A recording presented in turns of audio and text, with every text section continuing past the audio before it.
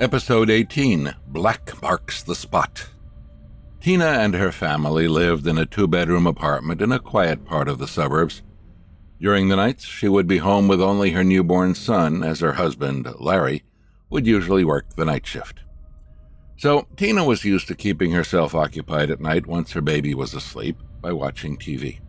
As she had also moved in for about 6 months, Tina was also used to hearing random late-night sounds coming from the unoccupied spare bedroom that they had. When Tina heard sounds of marbles dropping or footsteps late at night, she usually thought that it was either the neighbor or at most probably the home's spiritual guardian, which Tina believed that every apartment had. To keep her nerves intact at night, Tina would also close that bedroom door to ensure that whatever that went on inside stayed inside. However, an incident one night shook off any positivity that she had. It was a rainy weekday night, and after almost 30 minutes of trying to put her crying baby to sleep, Tina eventually succeeded. Shortly thereafter, Tina heard the familiar nightly sounds coming from the other bedroom. However, this time, the sounds of the footsteps in the room gradually got louder, as though someone was pacing around the room. When Tina listened closer to the sound, it was as though there were more than one set of footsteps inside. The footsteps sped up before a loud thud was heard on its bedroom door. The unfamiliar thud sound made Tina slightly edgy for the first time since the family moved in. Tina also knew that there was no way that there would be anyone inside, as they lived on the 8th floor. So, it would be impossible to climb into their home. Certain that it was something unnatural, Tina was worried that the increasingly loud sounds coming from the room might not only wake her baby up, but may enter her room and harm her baby. As minutes wore on, the thudding door sound got louder and more frequent. Loud growls, which is usually a distinctive sound of wild dogs, also began to surface. Now feeling too afraid to even open her bedroom door as the other room door was faced directly in front of hers, Tina decided to call Larry and told him about what was going on. Tina felt more tense by the minute, and as Tina tried to call Larry, he didn't pick up her call. Tina tried again and again, while whispering to herself, "Come on, honey, pick up the phone, please." Eventually, Larry did pick up the call and spoke hurriedly as he sounded engaged. "Hey dear, you called me multiple times. Sorry I was a little busy just now. Is everything okay?" Tina's silence for a couple of seconds, followed by her shaky breaths and door banging sounds in the background, immediately gave indications to Larry about what was going on in the house, as Tina had mentioned to Larry multiple times about some sounds coming from the other room. Tina affirmed Larry's initial thoughts and said, "Please, honey, can you hurry back home?" Hearing the worried and fearful tone in Tina's voice, Larry knew that night was unlike the previous nights that Tina had told him about. Larry dropped his work, told his boss that he needed to leave urgently, and rushed back home.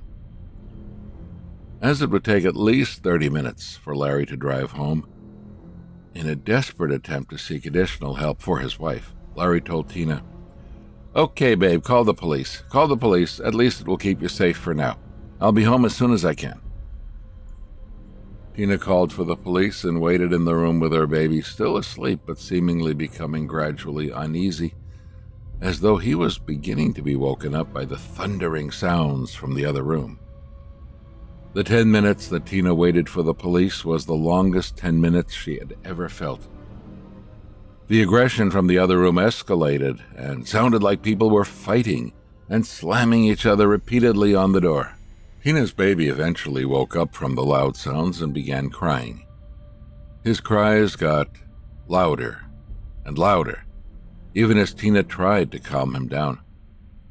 As the baby's cries got loud enough that it can be heard from outside the room, the sounds of fighting from the other room eventually calmed down. The sounds of the growls also slowly got softer and softer. As Tina was partially focused on the sound from the other room and partially tried calming her baby down, she suddenly heard the sound of the doorbell, which startled her a little. Tina mounted the courage to carry her baby and rushed out of the room. Tina tried her best to avoid looking at the room door right in front of her, which was where all the sounds were coming from. She ran along her dark living room towards the main door. As she walked hurriedly towards the main door, she got startled again as the doorbell rang for the second time. Once at the main door, Tina looked into the peephole and saw 2 police officers standing outside her door. Feeling a strong sense of relief, she quickly unlocked the door and gate to let them in. Tina then immediately told the officers about what had happened earlier. After giving them the details of what she had heard, the 2 male police officers walked across the living room towards where Tina came from. The officers approached the other bedroom while Tina walked behind them in fear of what might still be inside. One of the officers carefully reached out for the room's doorknob and turned it. The officer pushed the door open swiftly as the other officer, who was holding on to his baton, turned on the room light with his other hand. As the officers entered the room with Tina following closely behind them, they discovered that no one was in the room. The room window, however, was wide open as the wind blew the silky window curtains inwards. The room was completely trashed. The study table had been overturned, and the books that Tina placed on the room's shelves were all thrown and scattered on the floor. All these seemed as though Tina could have created the scene by herself for the police to see. However, there was one piece of evidence showing that Tina couldn't have done so. There were long and thick scratch marks on one of the walls. They were black in color, and the cracks it made on the wall couldn't possibly have been done by any human hands. It looked like a huge being was struggling to run while the other person tried to beat him up. As the police officers were still searching around the room for any additional piece of evidence, they suddenly heard footsteps coming from the living room and rushing towards the room they were in. It was Larry, who had finally reached home from work. Upon seeing the scene in the room, Larry was shell-shocked and also felt terribly disappointed in himself as he said to Tina, "I'm sorry I let you go through this, especially on your own. This is so dangerous, and I should have taken what you said about the sounds from this room more seriously. I would never be able to forgive myself if anything were to happen to the both of you." One of the officers then interrupted and said, "Sir, ma'am, this may be out of our job scope, but I thought that this information may be helpful for you. A few years back, before you moved in, this part of the building was being repainted. So, a couple of the construction workers were up here on a scaffold doing their job. They got into an argument, and the argument turned into a fist fight. Both of them fell off the scaffold and passed away instantly," explained the officer.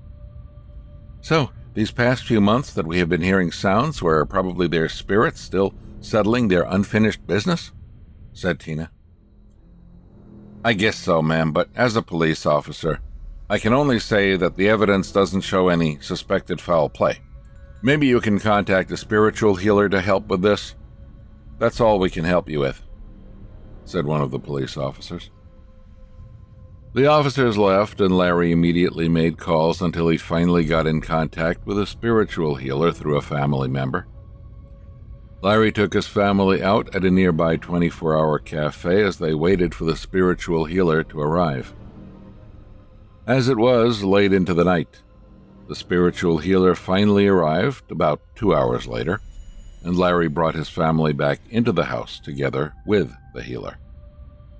The spiritual healer looked around the room and said, "These two who fought were very aggressive, but not to worry.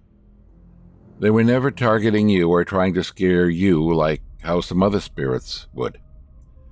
They were really here to settle their unfinished business. It just so happened that this room seemed empty and they just came in.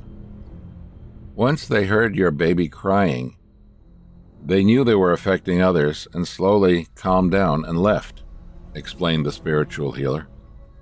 "Okay, but will they come again after this?" asked Larry, still sounding concerned.